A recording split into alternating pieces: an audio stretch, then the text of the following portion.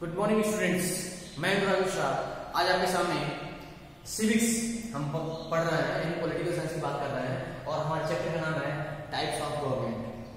दोस्तों, हम गवर्नमेंट की बात कर रहे हैं तो सबसे पहले हमको जानना चाहिए कि आखिर गवर्नमेंट होती क्या चीज है, गवर्नमेंट कहते किसे हैं, गवर्नमेंट की फंक्शनिंग क्या होती है, आखिर गवर्नमेंट सब होता क्या है। अक्सर हमारे दिमाग में आता है कि गवर्नमेंट ने ये कर दिया, आखिर गवर्नमेंट है कौन, सरकार है कौन। तो हमें सरकार के बारे में पहले पढ़ना पड़ेगा, सरकार को जानना पड़ेगा, सरकार की परिभाषा को समझना पड़ेगा। तो हम गवर्नमेंट की पहले बॉडी को समझते हैं, फिर उसके लेवल को समझते हैं, फिर उसके टाइप को समझते हैं। तो गवर्नमेंट के पहले बॉडी को समझिए। गवर्नमेंट या सरकार हम उसे कहते हैं जिसको हम बनाते हैं, यानी हम अपने लोकतंत्र की बात कर रहे हैं, जिसमें आम जनता के द्वारा चुना गया प्रतिनिधि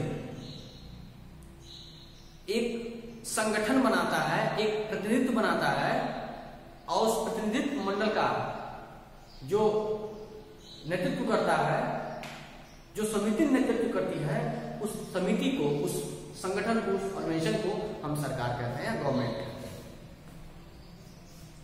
गवर्नमेंट एक लोगों का, एक संस्था का एक ऐसा समूह है जिसको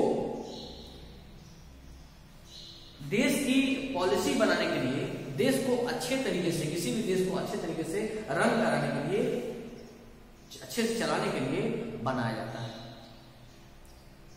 कई बार इसका चुनाव होता है, कई बार इसको मनोनीत भी किया जाता है, उसकी अलग अलग पॉलिसी, अलग तरीके है, लेकिन इसका बेसिक फंक्शन ये है कि वो एक संगठन है, एक समूह है। यानी हम अगर बात करें अपने देश में, तो हमारे देश में जो सरकार की जो व्यवस्था है वो लोकतांत्रिक व्यवस्था है, यानी डेमोक्रेटिक सिस्टम है। तो डेमोक्रेटिक सिस्टम में ऐसा नहीं है कि सिर्फ प्रधानमंत्री या सिर्फ मुख्यमंत्री ने जो आदेश दे दिया है वही होता है। प्रधानमंत्री को अपने काम करने के लिए अपनी कैबिनेट मिनिस्ट्री, कैबिनेट में जितने भी मिनिस्टर्स हैं सबसे बात करना पड़ता है। नियमों को लगाने के लिए, कानून को बनाने के लिए लोकसभा में सभी सदस्यों के सामने उसको बजट को पेश किया जाता है, उस कानून को पेश किया जाता है, उस पर बात होती है, उस पर चर्चा होती है, उस पर वोटिंग होती है, फिर वही बात राज्यसभा में होती है, तब जाके वो नियम कानून बनते हैं या पारित होते हैं। तो सिर्फ एक व्यक्ति का समूह नहीं है या कई लोग का समूह है, एक संगठन है, एक ऑर्गेनाइजेशन है जो हमारे देश को अच्छे से चलाने के लिए, सही तरीके से रन करने के लिए, सही मैटर में रन करने के लिए जो समूह काम करता है, जो लोग काम करते हैं लॉ एंड ऑर्डर मैटर में अच्छी पॉलिसी के साथ, उसे कहते हैं सरकार। अब सरकार को, हमारी जो सरकार है उसको हम स्वयं चुनते हैं, यानी हम जो जिस सरकार को चुनते हैं, हम सरकार अपने आप में, हम सरकार का हिस्सा है, क्योंकि जिस क्षेत्र के लोग अपने प्रतिनिधि का चुनाव करते हैं, कहीं ना कहीं वह प्रतिनिधि, कहीं ना कहीं वह प्रतिनिधि, वह जनता ही होती है। अगर 10 लोगों ने मिलके, 10 लोगों के समूह में से मिलके 8 लोगों ने एक व्यक्ति को चुन लिया, यानी मेजोरिटी चाहती है कि चुन लिया जाए, तो वह व्यक्ति हो गया उस क्षेत्र का, वो उस जनता का प्रतिनिधि कर रहा है।